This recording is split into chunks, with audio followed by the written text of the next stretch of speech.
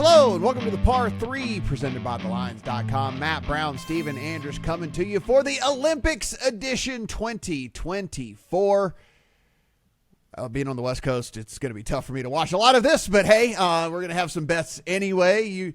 I say West Coast, best coast for sports most of the time, Steven, but when you're getting stuff outside of the country, that's the only time the West Coast really ever fails you, man. Sunday night football's done. I can still do whatever I want to. Monday night football's done. I still got a night in front of me. You got to go to bed. You're probably falling asleep in the fourth quarter, all that stuff. But anything happens outside of the country, that's when the West Coast starts to fail. And with this one, golf's going to be going about 2 a.m., 3 a.m. my time over here. So, going to be tough to follow. You know, it was funny. I was out in California last week. Our lead writer, Eli Hershkovich, got married, and my kids came with me. We made a family trip out of it. So my kids were still waking up like it was East Coast time at 4 in the morning. And that week also happened to be the Open Championship at Troon. So I was loving it, man. Kids wake me up at 4 a.m. I no problem. You kids go play. I got the Open on in the background before the sun even comes up. So I imagine you near the Strip in Las Vegas are usually going to bed around that time, though.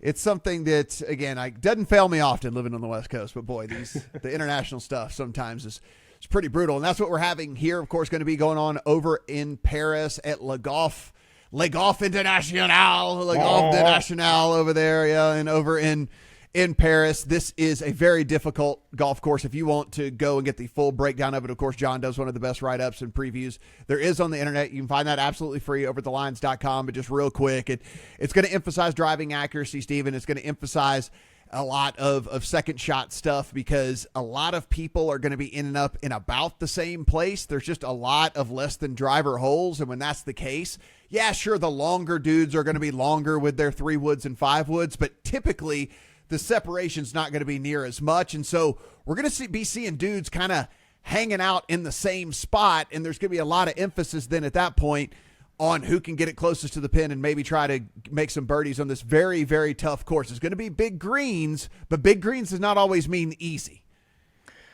Sounds to me like you've just taken the advantage away from all the bombers in this tournament, which makes me want to look at precise players. So I'll go first up on the tee box here, Matt, and I'm a Collin Morikawa superfan, man. Like I've told people over the years, when I first got into golf betting, he's who basically started my golf bankroll, winning 2 PGA Tour events before he even missed 2 cuts, and then winning at Harding Park at the PGA Championship. So when I get to a track like this, which is about placement and iron play and how close you can hit it to the pin, Collin Morikawa is going to be on that short list automatically. And he is a guy who this season I know is just begging for a win, man. He still wants that win with how well he's played this year.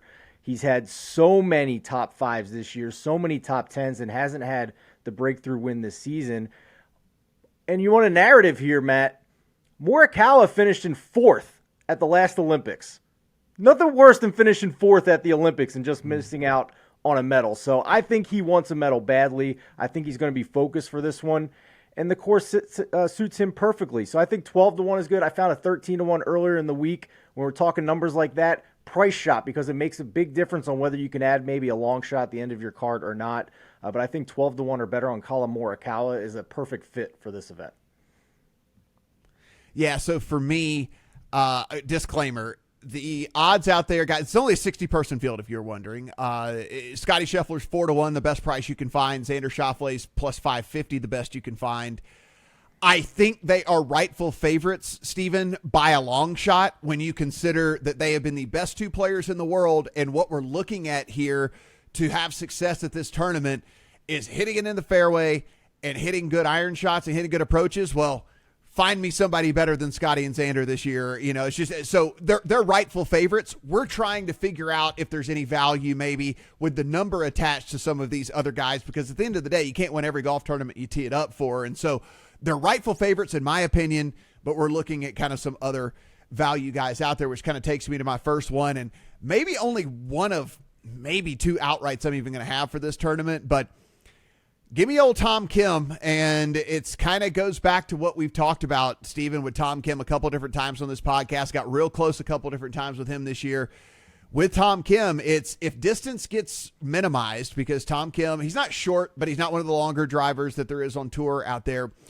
If you're looking for someone that just needs accuracy and then can do this whole second shot golf course thing, needs to have good iron play, well, Tom Kim is going to rate out pretty high for you just about every single time when you do my kind of blended model that I made this week. So I didn't run, Steven, I didn't do the typical, let me look at 36 and then 24 and then whatever. And also, like, I put it out to 32 as my base number, which gives me about 8 to 9 tournaments, depending on if a golfer got cut or not somewhere along the way.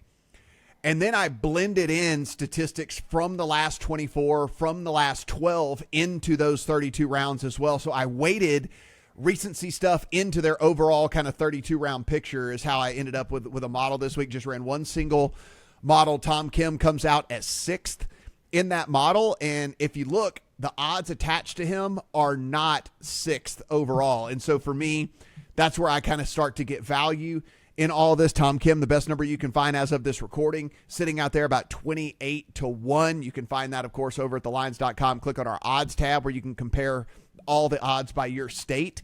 But Tom Kim, for me, shorter course, accuracy emphasized. You just go in, you know what Tom Kim does well. And the thing is he's just green basically across the board for me in all of the categories that I emphasized this week and all the stuff that I found important. So give me some more Tom Kim. I don't know if he will actually get there or not, Steven. Maybe this is one of those deals where you bet Tom Kim in a little bit of an alternate market as well, because I could see him maybe playing in that third, fourth, in that bronze medal match or whatever. I could kind of see that when it comes down to it with Tom Kim. But a guy that, for me, when you go across and try to see, all right, 7th in this field off the tee over the last, in the blended model that I've got here, 20th in approach, 13th in strokes gained just total. If you look at strokes gained on par 4s over this last blended that I have in here, he's 9th overall in the field. You get the point here, scrambling 4th. He's actually been pretty good when he hasn't hit these greens. And so a lot going for Tom Kim. If you have access to Bet365, they have a really cool market just specifically for the Olympics. They have it every week, but in particular for the Olympics, it's in each way with 3 places. So you're getting the same unit size bet again on 1/5 the odds on whether they're going to medal. So the top 3 obviously matters more for the Olympics, because you might get a guy who's out of contention of winning, but is still grinding to get a bronze medal at the Olympics. So instead of the 22 to 1 on Tom Kim, you can do a 33 to 1 each way with 3 places on Tom Kim. So just another way to maybe think about it.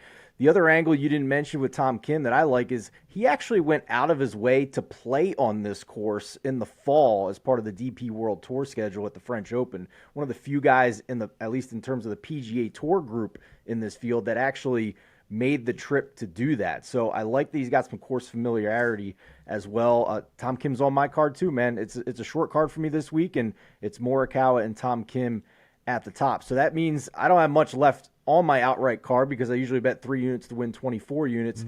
That means I got to go with some long shots here. And on that course familiarity angle, we're going to look at the Italian, Guido Migliozzi, who has won on this course, my friend.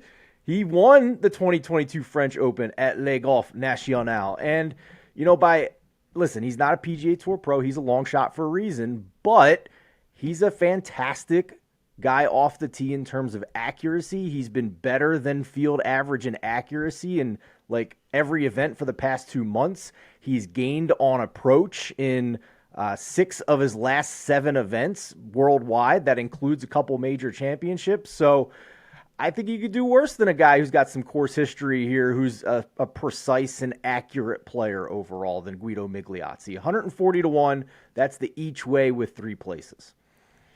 So funny that you say that there, because also on my card is Guido, not as an outright, but it is plus 450 for him to top 10 this event, Steven. And the thing is, for Guido, if you go in and you kind of see, he's the same deal. Guys, remember, we talked about this last week. Hopefully you cashed a ticket on Patrick Fishburne, where it is one of those things of boom or bust. He is either going to get cut or probably be inside the top 20. That's just how Guido Migliozzi plays. He's definitely not a top 40 play for you. He's not a top 30 play for you. I think he's a guy that you're betting for either getting his very best or just understanding that he's probably going to get cut. If you look at these full field events that he's been in, we have a 2, we have a 1, we have a T8. Of course, these are over on the European Tour, but still, there's a lot of good players over on the European Tour. And then you get over here and you see the BMW, he got cut. You get to the Scottish Open, he got cut. You go back a little bit further. Let's go back into the April range there. He follows a T16 up with back-to-back cuts. And then those back-to-back cuts, he comes off with an outright second. So you get it. With Guido, you're either getting the boom Guido or you're getting the bust Guido. So don't mess around with him. He's not your guy that you want to play in head-to-heads. He's not the guy that you want to play in that type of stuff. Bet him in a top 10, bet him in a top 5, and like Steven said, maybe even sprinkle him for an outright or something like that. But you're either going to get the best or you're going to get the worst, and that's okay when you're getting a price on a guy. Yeah, 100%. Especially if you're going to dabble in this each way market that includes an outright, like I mentioned. So I'm with you there, Matt, 100%. And one more huge. Well, wait, you're up, right? You gave your second guy yet? Yeah. So Guido, I mean that was my long-winded way of saying Guido is on my card as a top 10 this week. Cool. Might even make a top 5 bet on him as well, just to see if I can get the max value out of a peak performance out of him. So we've already knocked off 2 of my bets. Like I said, small card for me this week. The only other guy that I currently have actually in there, my third one out here, I'll just give you guys a list of guys that I'm considering this week is I do have Sepp Straka in here. Also, same deal with Sepp Straka. I do think there's a little bit more. I think there's a little bit more safety in Sepp Straka. So I did go in the top 20 market as opposed to the top 10 market. You lay about a minus 120 there. So about a coin flip type of deal for Sepp Straka to finish inside the top 20. Reminder, it's only 60 people, right? So it's only 60 people. So we're needing him to beat a third of the field, and not only a third of the field, Stephen, but one of the things I think we should also point out too is there are some, what should we say?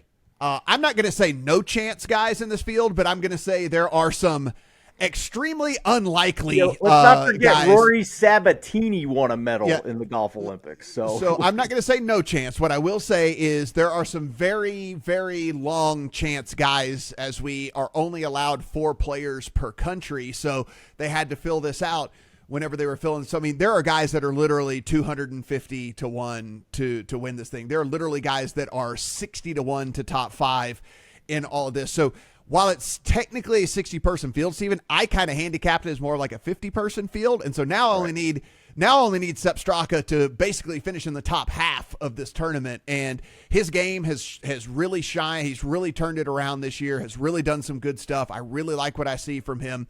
And again, a guy that if we're looking that can find fairways, he finds fairways. And if he can find fairways, then he can do enough, I think, to finish in the top third of this field. I 100% agree with you. I know that John Hasselbauer has him on his outright card. It makes a lot of sense to me. After I went Morikawa and Tom Kim, it didn't leave me much room left, so Straka didn't make the cut for me. But whenever I get to like a positional course like this where rough is penal and you have to be accurate on approach, Straka has my attention. I mean, I think of last year's Open Championship that really emphasized hitting fairways, and Brian Harman got all the love and he won by a wide margin, but Sepp Straka finished second in that tournament. So I get it. He's also a guy who's played well in Florida, right, where there's a lot of water, and there's water on this course as well. So accuracy matters. So Straka is always going to be on my short list when we're playing a course like this. So I totally get it. The last guy I'm going to mention, Matt, is a complete bomb, and frankly is probably one of those guys that can't win the tournament, but it's not often when I check out recent form coming into an event and I see a guy who in one of his last 2 events gained 9.5 strokes gained on approach. Did that in the Scottish Open. He followed that top 40 up with a top 20 in the Open Championship. And you can get India's finest, Shubhankar Sharma, at 350 to 1 on an each way with 3 places. I mean, listen, if I like Colin Morikawa, who hasn't gained more than 7 strokes on approach, even though he's great, right? Like, he's got the well-rounded game. Sharma does not have the well-rounded game. But if you're going to give me a positional course with a guy who recently has been throwing darts at greens at that price, I mean, it only takes like the spare change in your pocket to maybe have a really solid payday if he somehow finds the podium in this event. So I'm strokes gained on approach is always going to be my anchor stat no matter what tournament we're doing. And we get to a course like this where it strips away advantages of distance off the tee. I'm going to look at it even more heavily. And I mean, I can't ignore what this guy's done in the past 2 weeks. So Schubanker, I think I'm pronouncing his first name correctly. I'm not sure. So apologies. Guess what? No one knows anyway. So you should have just rolled with it. If you're watching us in India, I apologize. But you should have just rolled with it. You should have just been like, I know I'm saying it correctly, because like no one would have any idea. No one would know. Sharma. That's all you got to know. All right, so I'm going to wrap this thing up here with a guy that we know if we're going to be on a tough, difficult golf course, he can go out and he can grind, and it seems like he always figures out a way to get back into the swing of things whenever we get to these courses when we think he's kind of down and out. And he's not like he's so much down and out, but he certainly has not been as crisp lately as we think with those irons, and that's Hideki Matsuyama. Hideki is actually recent form iron stuff is pretty mediocre for this field, to be honest with you. But what have we seen historically, Stephen, what have we seen out of Hideki Matsuyama? He kind of rises to the occasion in these really tough fields, really tough courses, grinder type tournament. We don't expect a super low scoring tournament at all. This is a very difficult golf course. You've talked to the guys who've played it who say that it's a very difficult golf course. We're going to, especially for the guys that aren't able to keep it at least in that first cut of rough. The second and third cuts of rough, I should mention, by the way, there's 3 different cuts of rough on this deal. The second and third cuts of rough are getting into some stuff where you don't want to be. And so I think we look at Decky. He takes some 3 woods off the tee. He takes some 5 woods off the tee. He just kind of finds ways to grind and grind and grind. I think he could put himself right there in the thick of things when it's all said and done. You can find a 40-1 out there on Hideki Matsuyama. And Steven, 40-1 in a 60-person field, I think is a little bit disrespectful for a guy that is a major champion and a dude that has been as consistent as he has been over the last several years on the PGA Tour. So I'm going to take Decky here. I don't love the recent form. So you are taking a risk that maybe he's just kind of out of form right now. But man, every time I'm kind of out on Decky, he just shows up and he's the old Hideki Matsuyama again. And so I think the price here dictates maybe a little bit of a sprinkle on him. Yeah, I was surprised to see him below some of the guys that we have above him on the board. So, I mean, just by class and quality and, major champion and course fit as well. You don't want to play Decky on a real long course, but that's not the case here. So it makes a lot of sense to me. So I hat tip to you for that, for recognizing that, even though the form might not be there in terms of the most recent form. Yeah, again, and look, if you want to play safety, guys, look, there's no shame in playing top 5s. There's no shame in playing top 10, Steven. I know everybody wants to brag about their outright tickets, and like it's fun to hit an outright, but that's not necessarily how you keep a solid golf bankroll. Like a lot of times, especially this tournament again, right? Like on a normal tournament, they may not go for it on the last hole if they're trying to like just maintain being in 6th place or whatever and not lose more money. But if a medal's on the line, they're pulling the big stick and going for it this week. Yeah, absolutely. So just think about that whenever you go through, guys. 2 other guys just for you to that I am considering in some way, shape, or form. I don't know exactly what is going to get into maybe I can find a juicy head-to-head or something.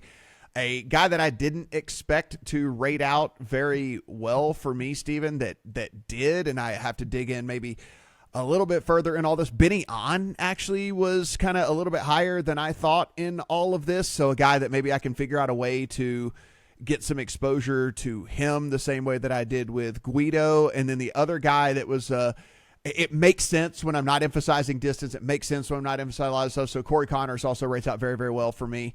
Again, I don't think a ton of win equity for Corey Connors this week, but again, maybe a head-to-head market, maybe if you can find a 3-ball, maybe whatever it might be, that you can find some value on him. But another guy, when we don't need distance and we just need iron play, Corey Connors could actually be a guy that pops this week.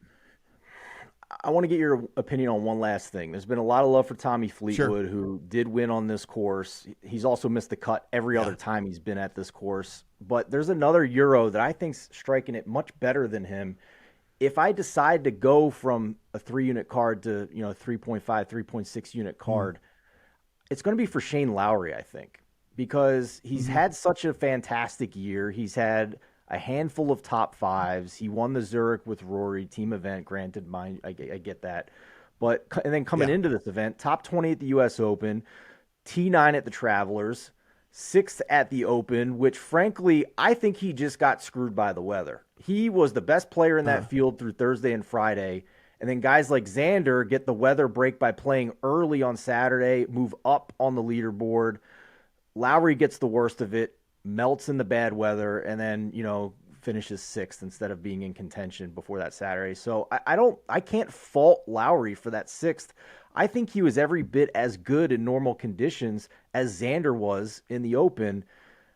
I kind of want to ride that momentum here if I'm going to add him to my card.